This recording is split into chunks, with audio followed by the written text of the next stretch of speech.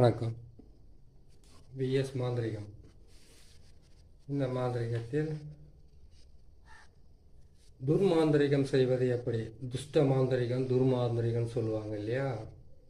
அதை எப்படி பிரயோகம் பண்ணுறது, எப்படி ஜெயிக்கிறது, எப்படி துர்மாந்திரிகத்தை எதுக்காக செய்கிறாங்க? துர்மாந்திரிகம் நல்லவங்களை அழிக்கிறதும் கெட்டவங்களை அழிக்கிறதும், துஷ்ட ஆத்மாக்களை நம்ம ஆக்கர்ஷணம் பண்ணி அது மூலியமாக அதை பணிய வச்சு துஷ்ட ஆத்மாக்களை நம்மளுடைய ஆசைக்காக அதை இணங்க வச்சு பணிய வச்சு அதை கொண்டு போய் மற்றவங்க மேலே ஏவி விட்டு அது மூலியமாக நம்மளுடைய ஆசைகளையும் நம்மளுடைய தேவைகளை நிறைவேற்றிக்கிறதுக்காக செய்யக்கூடியது தான் துர்மாந்திரிகம். இந்த துர்மாந்திரிகத்தை முன்னாள் ரிஷிகளும் மாந்திரிகர்களும் என்ன செய்திருக்காங்கன்னு கேட்டிங்கன்னாக்கா, அதுக்கு நாள் குறிச்சிருக்காங்க. இந்த நாளில் இதை செய்தால் இது முழுமையான பலன் கொடுக்கும் அப்படின்றது தான் இந்த துர்மாந்திரிகத்தில் இருக்கக்கூடிய மிகப்பெரிய ஒரு வலிமையான வேலை.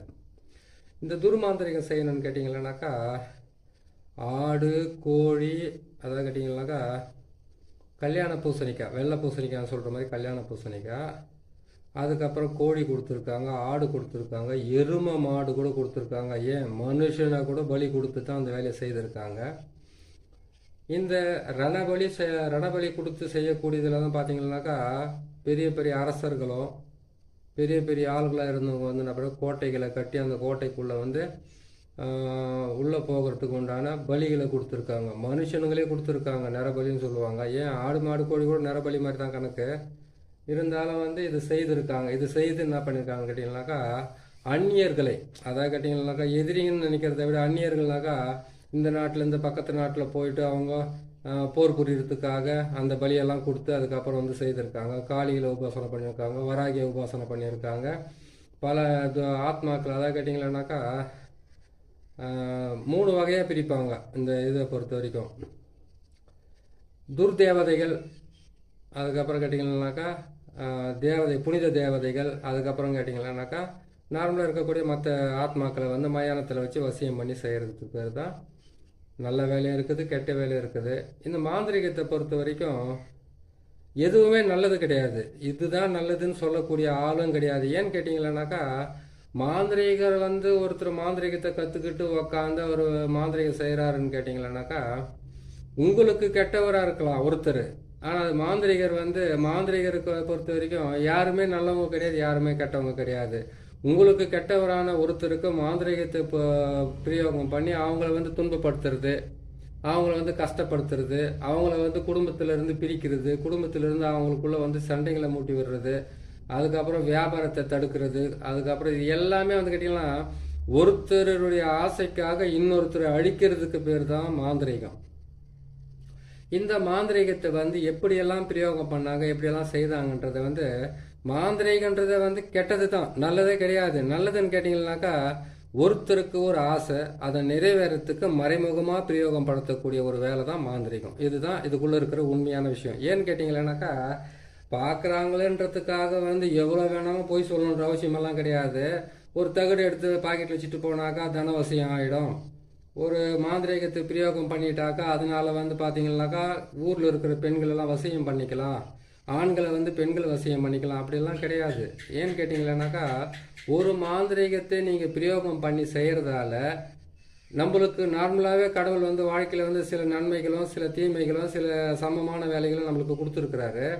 அதிலிருந்து நம்மளுடைய பெரிய ஆசைன்னு சொல்லலாம், இல்லை சின்ன நிறைவேறாத ஆசைன்னு சொல்லலாம், ஒரு பெரிய பெரிய விஷயம் சொல்லலாம். அதிலிருந்து நம்ம அந்த ஆசைகளை நிறைவேற்றிக்கிறதுக்காகவும் நமக்கு தேவைப்பட்ட ஆட்களையோ இல்லை வேற ஏதோ ஒன்று நமக்கு பணிய வைக்கிறதுக்காக செய்யக்கூடியது தான் இந்த அஷ்ட கர்மம் என்னக்கூடிய மாந்திரீக பிரயோகம். இந்த மாந்திரிக பிரயோகத்தில் துர்மாந்திரிகம் அப்படின்ற ஒரு தலைப்பில் எடுத்துன்னு போயிட்டு இவ்வளோ நேரம் பேசின்னு போயிட்டேன். சரி, இது நம்ம சொல்ல வேண்டியது என்னுடைய கடமை, நான் சொல்லிட்டேன். துர்மாந்திரிகன்றது கேட்டிங்கன்னாக்கா, அமாவாசைக்கு மறுநாள் அரைமுட்டு, இன்னைக்கு அரைமுட்டு தான், இந்த நாளில் தான் உங்களுக்கு நான் போட்டு காட்டுறேன். ஒவ்வொரு நாளைக்குமே ஒரு மாந்திரிகம் பிரயோகம் பண்ணுறது. நேராக வந்தோன்னு ஒரு மாந்திரிகத்தை கையில் ஒன்று எடுத்துக்கிட்டு ஒரு தகடு ஒன்று எடுத்துக்கிட்டு அதுக்கப்புறம் வேப்பாலை எடுத்துக்கிட்டு செய்கிறது பேர் மாந்திரிகம் இல்லை. ஒவ்வொருத்தரும் வெறும் வேப்பாளிலே அவங்களுக்கு மந்திரத்தை போட்டு அவங்களுக்கு இருக்கக்கூடிய தோஷங்கள் திருஷ்டிகள் அதெல்லாம் விளக்குறது உண்டு.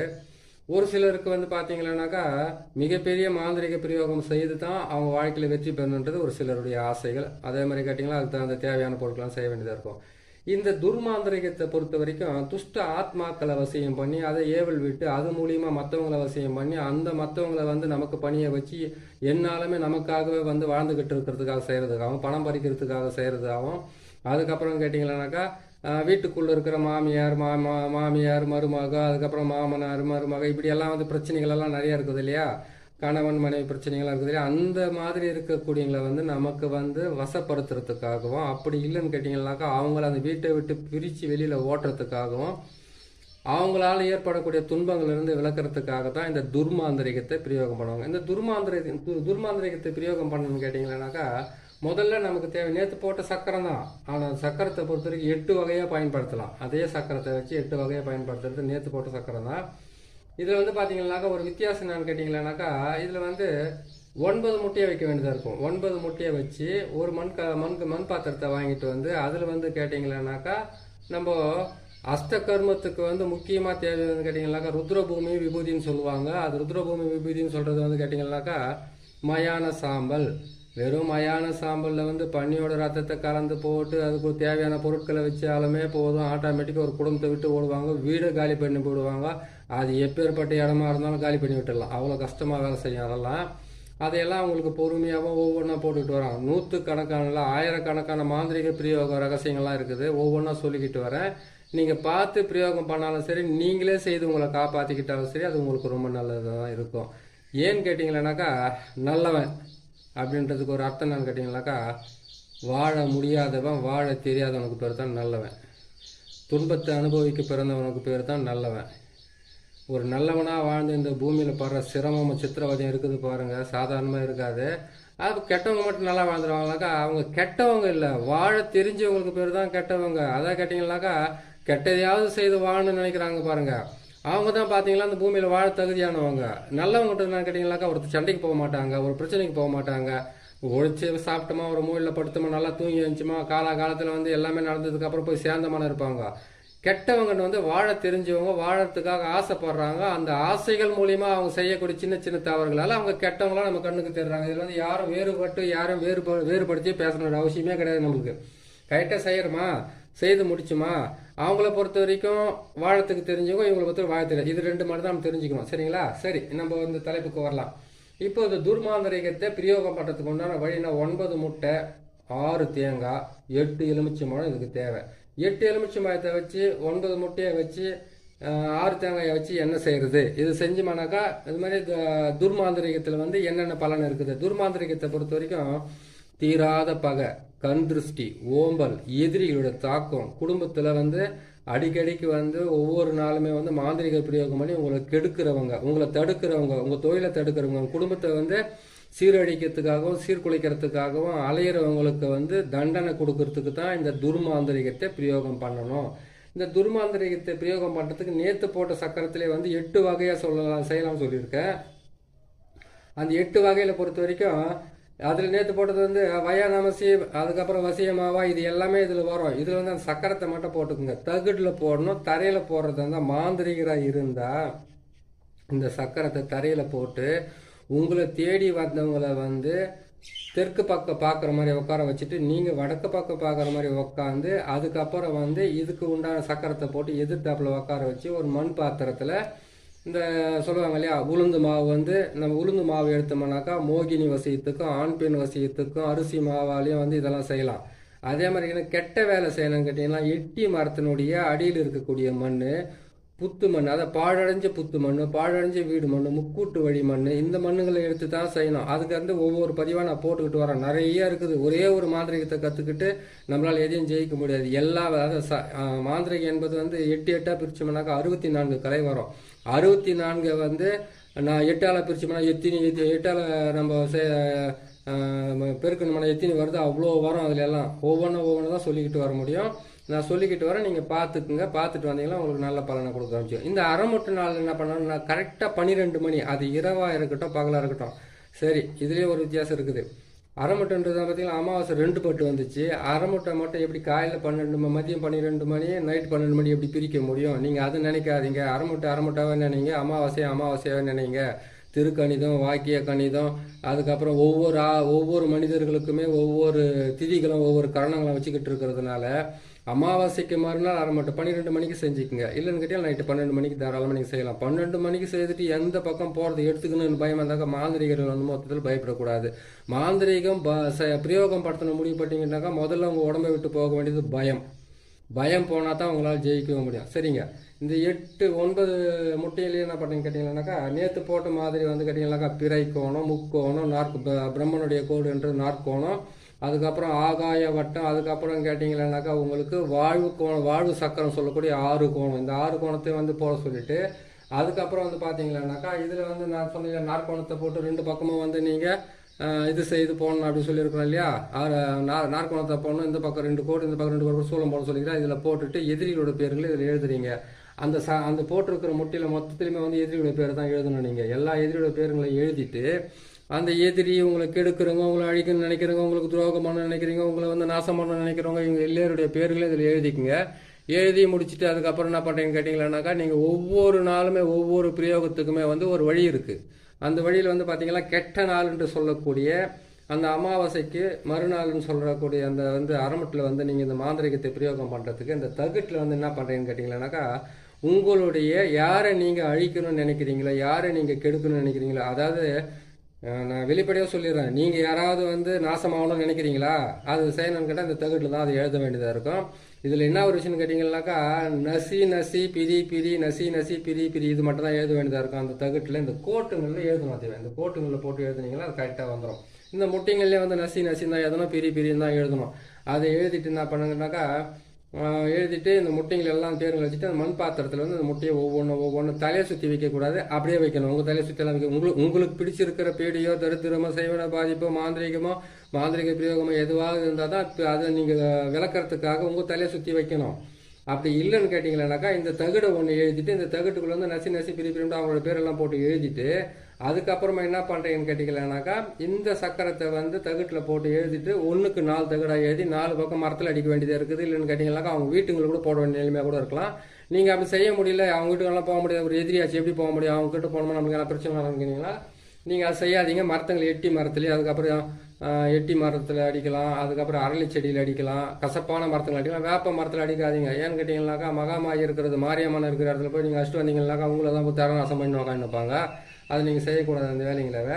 இதை செய்து முடிச்சுட்டு அவங்க பேருங்களை எழுதிட்டு என்ன பண்ணுறீங்க கேட்டிங்கன்னாக்கா, நல்ல கற்பூரத்தை வந்து ஒரு 100 கற்பூரம், 108 கற்பூரில் ஒரு 5 பேக்கெட் வந்து வெள்ளை கற்பூரமாக வாங்கிக்கோங்க, சூடம். அதை வாங்கி என்ன செய்கிறீங்கன்னு கேட்டிங்களானாக்கா, இந்த இதிலே போட்டுட்டு என்ன பண்ணீங்கன்னா அவங்களோட பேரை போட்டீங்க, இதோடு சேர்த்து வெண்கடுகும் சேர்த்து போட்டுக்குங்க, சாம்பிராணியும் சேர்த்து போட்டுக்குங்க. சேர்த்து போட்டுட்டு இந்த எலுமிச்சை மரத்துலலாம் அவங்க பேரை எழுதிட்டு 4 திசைன்னு சொல்லுவாங்களே, கிழக்கு மேற்கு வடக்கு தெற்கு, இந்த 4 திசையிலுமே வந்து இது என்ன பண்ணுங்க, எலுமிச்சம் பழத்தை வந்து 4 திசையில் நசுக்குறீங்க. இந்த சக்கரத்தை போட்டால் கூட அங்கேயே நசிக்கணும். அதே மாதிரி கேட்டிங்கன்னாக்கா இங்கே பாருங்கள், தேங்காயிலே வந்து அதே மாதிரி தான் உருவத்துங்களை நான் போட்டு எழுதியிருப்பேன். இந்த தேங்காயில் இருக்கக்கூடிய இந்த உருவத்தை பாருங்கள், பெண் உருவம், ஆண் உருவம், அந்த ஆண் உருவம், இந்த மாதிரி சக்கரத்தை நான் போட்டிருக்கேன். இந்த சக்கரத்தைலாம் எப்படி போடுறதுன்ட்டு நான் பொறுமையாக போட்டு காட்டுறேன். முதல்ல வந்து இதெல்லாம் பார்த்துட்டீங்களா, இதெல்லாம் இந்த சக்கரன்றது இப்படி இதான்றதை நான் தெளிவாக உங்களுக்கு போட்டு காட்டுறேன். சரிங்களா, இதை தான் போடுவோம் இதில். அதே மாதிரி கேட்டிங்கன்னாக்கா இதில் 6 கோணம் போடுறோம் நம்ம. இதில் 6 கோணத்தை போட்டு இந்த 6 கோணத்தை வந்து வசியத்துக்காக யூஸ் பண்ணுறது. அதே மாதிரி அந்த முக்கோணத்தை போட்டோம்னாக்கா இது வந்து கேட்டிங்கன்னா இது வந்து ஒரு விதமாக அதுக்கும் உங்களுக்கு நான் சொல்லிக்கிட்டு வரேன். சரிங்களா, இது எல்லாம் போட்டுட்டு இந்த 6 தேங்காயில் வந்து 2 தேங்காயை வந்து நீங்கள் செய்துட்டீங்க இல்லையா, செய்த இடத்துல இந்த சக்கரத்துக்காக வந்து உடைச்சிடுங்க. அதுக்கப்புறம் எலுமிச்சை மரத்தை இதுக்கு நீங்கள் பலி கொடுத்துருங்க. அதுக்கப்புறம் 4 தேங்காய் இருக்குது, முட்டை இருக்குது, எலுமிச்சை மரம் இருக்குது, கொண்டு போய் என்ன பண்ண கேட்டிங்களானாக்கா, இந்த செடி, அதுக்கப்புறம் வந்து நல்லா இந்த செடி இருக்குது பாருங்கள், என்ன செடி அது அரளி செடி இருக்காங்களே, அரளி செடி கீழே வச்சு எரிக்கலாம், எருக்கஞ்செடி கீழே வச்சு எரிக்கலாம். அப்படி இல்லைன்னு கேட்டிங்கன்னாக்கா இதை கொண்டு வந்து ஆற்று மணல் அப்படின்னு கேட்டிங்கனாக்கா மயானம் இல்லாட்டி முக்கூட்டு வழி அப்படின்லாம் கேட்டிங்கன்னா ஆள் நடமாட்டம் இல்லாத இடத்துல கொண்டு போயிட்டு மற்றவங்க தாண்டாத மாதிரி வச்சு எரிக்கணுமே தவிர நேராக போனோம் அதை எரிச்சு விட்டுட்டு நீங்களும் பிரச்சனையிலேருந்து தப்பிக்காத மற்றவங்கள மாட்டி வைக்க. அதை கேட்டிங்கன்னா நம்மக்கிட்ட இருக்கிற பிரச்சனை விலைக்கு போகணும்னு நினைக்கிறத விட மற்றவங்க யாராவது அதில் மாட்டக்கூடாதுன்னு நினைக்கணும். நீங்கள் எந்த எதிரிகளை வந்து இந்த துர்மாந்திரிகத்தை பிரயோகம் பண்ணுறோம் இல்லையா, அந்த துர்மாந்திரிகத்தை பிரயோகம் பண்ணுறதுக்காக வந்து யாருக்காக செய்றீங்களோ அவங்களுடைய வீட்டுக்கு வந்து தெற்கு பக்கமோ இல்லைன்னு கேட்டிங்கன்னா மேற்கு பக்கமாக வச்சு நீங்கள் எரிச்சிங்கன்னா கரெக்டாக அது வேலை செய்யறதுக்கு ஆரம்பிக்கும். ஒரு விஷயம், இது செய்து எரிச்சிட்டு வந்துடுறீங்க. எரிச்சிட்டு என்ன பண்ணணும்னு கேட்டிங்கன்னாக்கா, இதனுடைய சாம்பல் வந்து அவங்க வீட்டாண்ட போடலாம், அவங்க போகிற வர வழி பாதையில் போடலாம் அப்படின்னு கேட்டாக்கா, கொஞ்சம் ஒரு அதாவது கேட்டிங்கன்னாக்கா 50 கிராம் 100 கிராம் சாம்பல் தான் கொண்டு போய் போடணும் இல்லை, ஒரு சிட்டிக்கு ஒரு அந்த அளவுக்கு இருந்தால் கூட போது கொண்டு போய் அவங்க போட்டிங்கன்னாக்கா மிகப்பெரிய பிரச்சனை உருவாக ஆரம்பிக்கும். இதை செய்து முடிங்க. இதை செய்து முடிச்சுட்டு எதிரிகளையும் அதுக்கப்புறம் கேட்டிங்கன்னா உங்களுக்கு இருக்கிற பகைவர்களை அழிக்கிறதுக்காக வந்து இந்த துர்மாந்திரிகத்தை பயன்படுத்தி நீங்களும் வந்து மனசுக்குள்ள திருப்தியாக இருங்க. மற்றவங்களுக்கு வந்து கேட்டிங்கன்னாக்கா துர்மாந்திரிகத்தை பிரயோகம் பண்ணுறது தப்பு இல்லை. ஆனால் துர்மாந்திரிகத்தை பிரயோகம் பண்ணிட்டு வந்து நீங்கள் மாட்டு கோமியத்திலையோ அப்படி இல்லைன்னு கேட்டிங்கன்னாக்கா மஞ்சள் தூளாலேயே வந்து நீங்கள் குளிக்கணும். ஏன்னு கேட்டிங்கன்னா துஷ்ட பொருளுங்களை வந்து பயன்படுத்தினாவே மாட்டு கோமியம் தான் முக்கியமாக உங்களை காப்பாற்றுறதுக்கு ஆரம்பிக்கும். அப்படி இல்லைன்னு கேட்டிங்கன்னா மஞ்சள் தண்ணியால் வந்து குளிச்சுட்டு நீங்கள் என்ன பண்ணுறீங்கன்னு கேட்டிங்கன்னாக்கா, மஞ்சள் தண்ணியால் மஞ்சளாகவே ஃபுல்லாக போட்டு குளிக்கணும்னு அவசியம் கிடையாது. கொஞ்சமாக மஞ்சளை போட்டு குளிச்சுட்டு உங்கள் வாசலில் வீட்டிலலாம் தெளிச்சு விடுங்க. ஏன்னு கேட்டிங்கன்னாக்கா, கெட்ட வார்த்தை பேசினாவே முஸ்லீம்ஸுங்க வந்து நமாஸ் படிக்கிறதுக்கு போகும்போது வந்து பார்த்தீங்கன்னா காது மூக்கு அதுக்கப்புறம் வாய் எல்லாமே சுத்தமாக கழுவிக்கிட்டு போவாங்க. ஏன்னு கேட்டாக்கா, காலையிலேருந்து பேசின வார்த்தைக்கு வந்து அதுலேருந்து ஒரு புனிதம் ஆகட்டுன்றதுக்காக அது மாதிரி செய்வாங்க. அந்த மாதிரி நீங்கள் செஞ்சிட்டிங்கன்னாக்கா, இதை செஞ்சு முடிச்சுட்டு யார் பேர் செய்யணுன்றதெல்லாம் பேருங்களெல்லாம் எழுதிட்டு இந்த தேங்காயை வந்து 4 பக்கம் 4 உடச்சிட்டு அதுக்கப்புறம் கொண்டு போயிட்டு நீங்கள் எரிச்சு உடச்சி முடிச்சுட்டு அதுக்கப்புறம் நீங்கள் போய் இருக்கிற வேலையை பாருங்கள். அந்த தகடை முடிஞ்சாக்கா அவங்க வீட்டில் வைக்கலாம். அப்படின்னு கேட்டிங்கனாக்கா மரத்தில் அடித்து விடுங்க. மரத்துங்களில் வந்து வேப்ப மரத்தை விட்டு கசப்பான மரம் சொல்லக்கூடிய மரத்தில் எட்டி மரம், அரளி செடி, அதுக்கப்புறம் கசப்பான மரம் எந்த மரம் முள்ளு மரமாக இருந்தாலும் பரவாயில்ல, அதுங்களை இருந்து போட்டு நீங்கள் இது பண்ணி அடித்து வைக்கலாம். ஆணி வச்சு அடித்து வைங்க. ஆட்டோமேட்டிக்காக வந்து உங்கள் எதிரிகளுக்கு உண்டான நோய்களும் வியாதிகளும் பிரச்சனைகளும் தொந்தரவுகளும் வந்து உங்களை தொல்லை பண்ணாமல் விட்டுட்டு அவங்க பாட்டுக்கு ஒரு பிரச்சனையில் மாட்டிக்கிட்டு அலைவாங்க. இதை பார்த்து நீங்கள் செய்யுங்க, செய்து முடிங்க. மாந்திரிகராக இருந்தாலும் பரவாயில்ல, மாந்திரிகம் தெரியாதவங்களாக இருந்தாலும் தன்னை பாதுகாத்துக்காக செய்கிறவங்களா இருந்தாலும் பரவாயில்ல, பார்த்து செய்து உங்களை காப்பாற்றிக்கங்க. இது செய்கிறதுக்கு முன்னாடி உடல் கட்டு மந்திரன்றது ஒன்று இருக்குது. அந்த உடல் கட்டு மந்திரம் இல்லாமல் எதையுமே பிரயோகம் பண்ணாதீங்க. யார் செய்கிறதா இருந்தாலும் சரி.